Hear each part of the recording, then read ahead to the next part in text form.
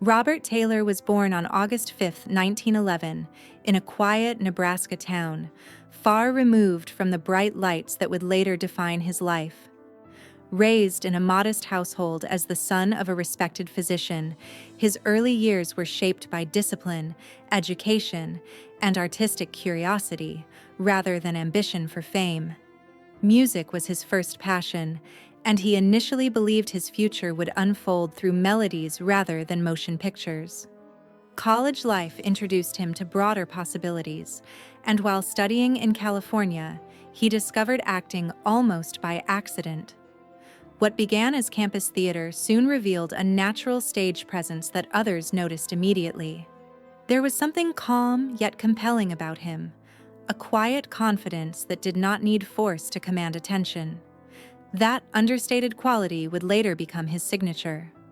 Long before Hollywood claimed him, Taylor was simply a young man learning that life sometimes redirects us toward paths we never planned. MGM and the making of a screen idol. Taylor's entry into MGM Studios in 1934 marked a turning point that reshaped his identity almost overnight. The studio refined not only his name, but also his image, molding him into a polished leading man for a generation hungry for elegance and stability during uncertain times. His early films revealed a rare combination of warmth and restraint, qualities that quickly set him apart. When Magnificent Obsession introduced him to wider audiences, it became clear that Taylor possessed emotional depth beneath his composed exterior. MGM invested heavily in him, pairing him with legendary actresses and placing him in stories designed to showcase romance, honor, and quiet heroism. Yet behind the glamour, Taylor remained cautious, even reserved. Fame came swiftly, but it never erased his grounded nature. He carried himself as someone aware that success was both a privilege and a responsibility, a mindset that guided his long and steady career. A career built on strength and subtlety. Throughout the late 1930s and 1940s, Robert Taylor became one of Hollywood's most dependable stars, known for performances that favored control over excess. Films like Camille and Waterloo Bridge revealed his ability to convey longing and restraint with minimal gestures, allowing audiences to project their own emotions onto his characters.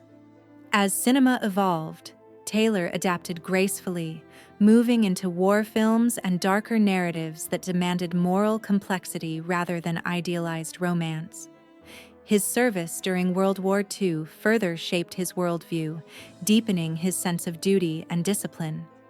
When he returned to acting, his performances carried added weight, reflecting maturity and quiet gravity. Taylor never chased trends. Instead, he allowed time to refine him. By the post-war years, he had transitioned seamlessly into more challenging roles, proving that longevity in Hollywood depended not on reinvention, but on sincerity and growth. A marriage the world watched closely. When Robert Taylor married Barbara Stanwyck in 1939, their union captured Hollywood's imagination. Both were celebrated in their own right, admired not only for talent but also for professionalism and integrity. To the public, their marriage symbolized balance and prestige, a pairing that seemed both glamorous and grounded. Behind the scenes, however, they were two deeply different individuals shaped by contrasting life experiences.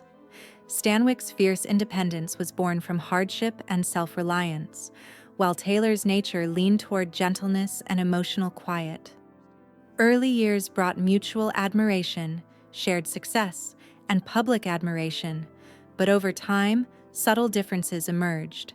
Their home life became structured, orderly, and emotionally restrained. Neither was at fault. They simply expressed love differently. In an era when studio expectations often outweighed personal needs, their marriage existed under constant observation, leaving little room for vulnerability or honest repair when distance slowly began to grow. The pressures that pulled them apart. As years passed, the emotional gap between Taylor and Stanwyck widened, shaped by incompatible rhythms and unspoken needs.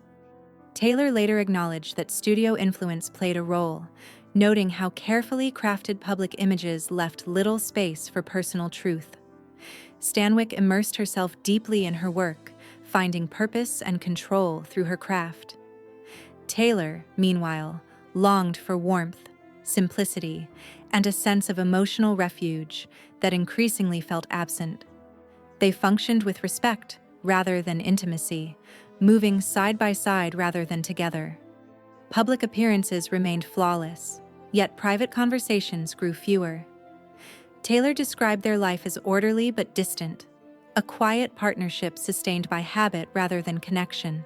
Ultimately, it was Stanwyck who initiated the separation in 1951. The divorce was dignified, free of scandal, and reflective of two people choosing honesty over pretense, even when it meant letting go. Life after loss and new beginnings.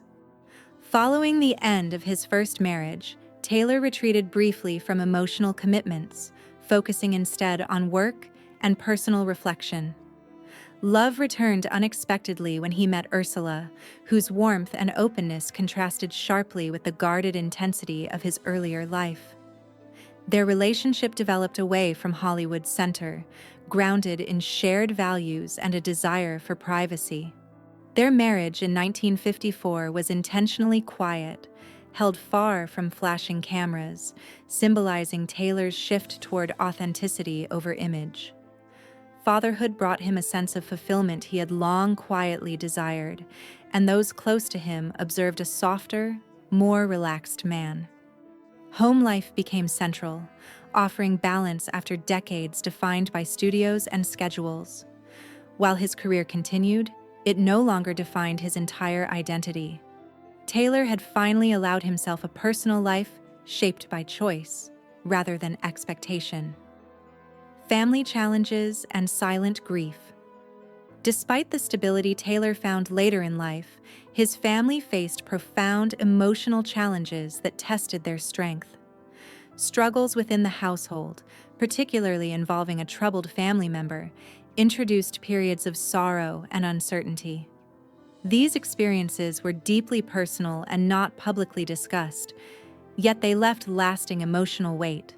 Taylor, known for his composed exterior, carried these burdens quietly, focusing on providing stability and support rather than seeking attention or sympathy. Tragedy eventually struck, casting a shadow over what had been years of relative peace. For Taylor and his wife, grief arrived during a time already complicated by declining health. Rather than retreating from life, Taylor leaned into responsibility, drawing closer to family and maintaining dignity through pain. Those who knew him later recalled not bitterness, but a deepened sense of compassion shaped by love, loss, and acceptance. Illness and the weight of time. In the late 1960s, Robert Taylor's health began to fail, bringing an end to the physical strength that had defined much of his screen presence.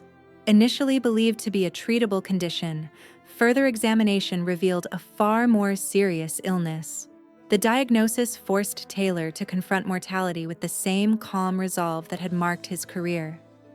He made personal changes, faced treatment with discipline, and continued working when possible, not out of denial, but purpose. Hospital stays became frequent, and physical energy declined, yet his composure remained intact. Friends described him as reflective rather than fearful, aware that his time was limited but unwilling to surrender dignity. He did not dramatize his suffering, nor did he hide it entirely. Instead, Taylor faced illness as he faced life, quietly, steadily, and with a respect for the truth. A farewell without bitterness. Robert Taylor passed away on June 8, 1969, at the age of 57, closing the chapter on a life lived with restraint and integrity. News of his death resonated deeply with fans who had grown up watching him embody strength without arrogance. In his final months, reconciliation and kindness defined his relationships, including quiet gestures of respect from those who had once been central to his life. There were no public confessions, no dramatic final statements, only the dignity of a man at peace with his journey. Taylor left behind not only a remarkable body of work, but also a legacy of professionalism and emotional honesty that outlasted his fame.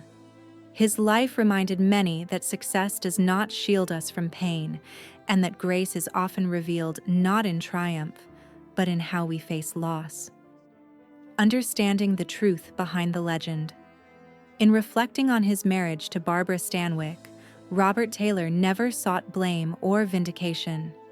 His later reflections framed their relationship as a product of time, circumstance, and two strong personalities shaped by different survival instincts. He acknowledged love, respect, and regret in equal measure, understanding that not all meaningful relationships are meant to last forever. Their story, once polished into a Hollywood ideal, now stands as a reminder of the emotional cost of living under constant performance. Taylor's quiet honesty added depth to a legacy often defined by appearance alone. In the end, his life was not a tragedy, nor a fairy tale, but something far more human. It was the story of a man who learned, endured, loved, and let go, leaving behind truth where illusion once stood.